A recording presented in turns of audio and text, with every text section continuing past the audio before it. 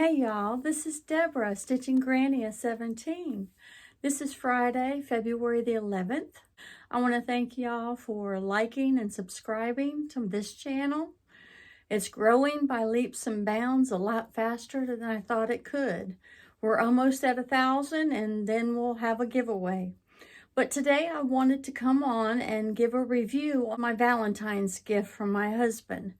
And yes, I wanted stitchy related things. I didn't want flowers. And since I can't eat candy, I definitely don't want candy. And flowers, I don't like to watch them die.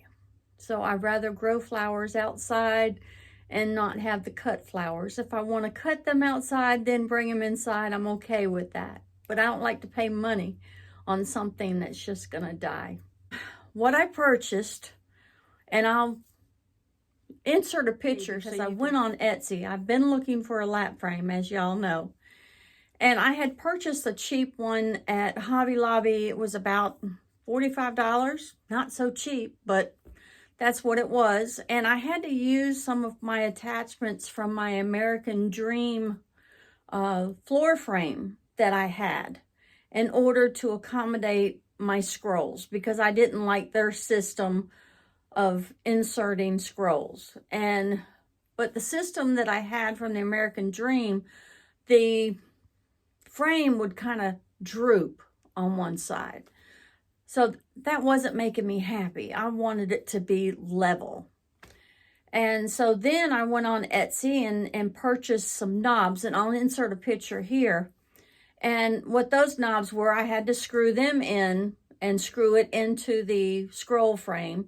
But then, yeah, it's nice and sturdy. But getting in and out of a recliner, the floor frame kind of gets a little bothersome. It did have a chart holder, and I've been using it only as a chart holder, but that frame, it just takes up so much space. I decided I wanted to get a music stand. And I got to thinking, because I used to play in a band and play instruments, so I had told my husband I wanted to get a music stand. And I will insert a picture and show you what it looks like next to my chair. And I'll insert that right here. So if y'all haven't thought about a music stand to put your chart on, you might ought to consider it. It's only a $37 purchase plus tax, so I came out right at $40. So that wasn't too bad. And the holder, the part that holds music, but in our case, it holds our chart, it's not metal. The very center of it is, but the rest of it isn't. So I have a metal board, an extended metal board, that's for 2 pages, but I've got to find it. I've had it for 20 plus years and I don't know where I put it, but hopefully it's in my son's building and I can find it. So then I can put that on the board. But right now I just have the standard 8x11 metal board that I put my chart on. And here's a picture of what my stitching station looks like. So you can tape a magnet strip onto that music stand so that when you put the metal board on there, it's not going to fall off if you happen to knock it, and your magnets will stick to it. So, and the metal board will stick to that magnet strip. So I use those magnet strips with my lap stand that I use when I travel in the car. So if you haven't thought about it, consider it. At least my table next to my chair isn't taken up with my stitch chart because I thought about using the Lori Holt metal stand next to my chair, but then I really didn't have any room for anything else on my table.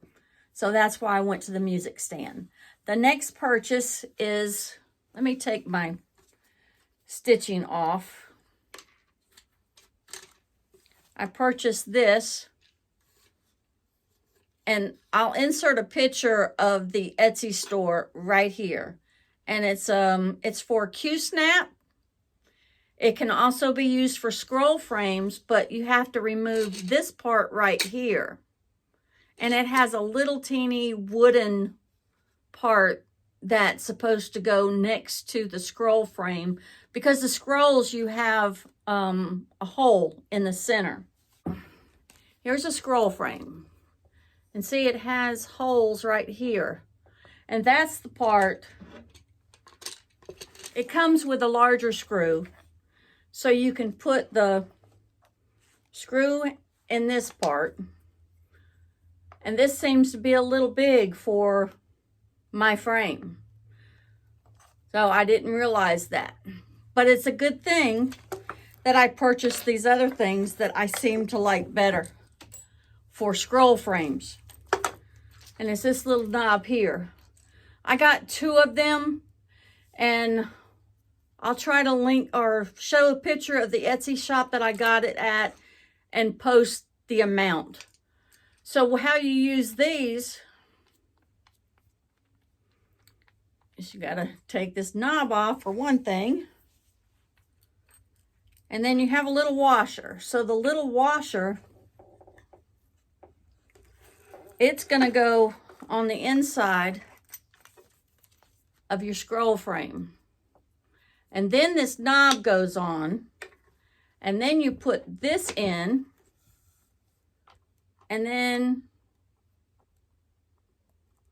you screw this knob on.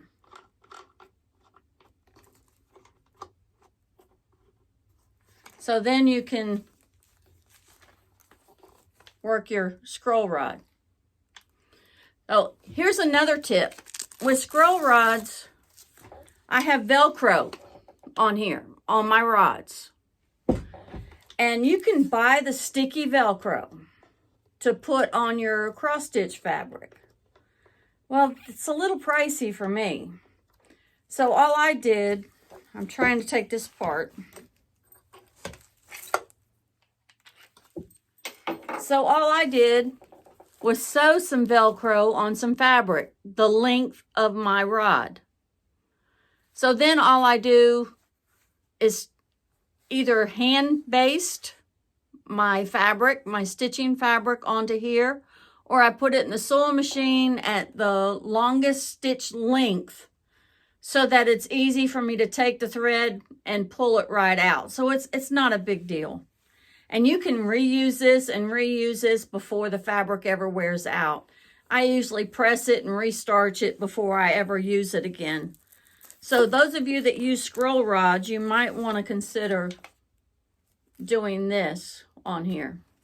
All right, then with a Q-snap, which I don't use Q-snaps. I just basically use the Morgan hoop. And I really like them. They're nice and sturdy. They really hold the fabric taut. You can get it pretty tight as a drum. And I usually sew fabric around my stitching fabric so that if it extends over the hoop, I still have something to grab a hold of. And this is a 12-inch Morgan hoop. And it holds on here really, really steady. It grabs it, and this is the part you stick into the frame. You stick that in there. And then you tighten it.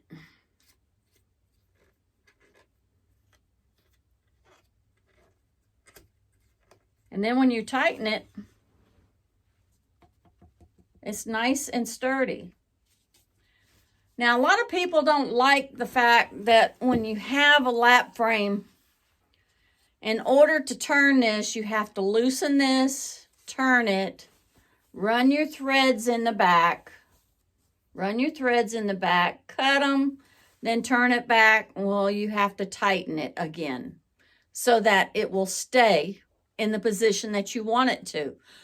But the purpose of a lap frame is so that you can stitch two-handed, or because you're having problems holding the hoop or the Q-snap in your hand.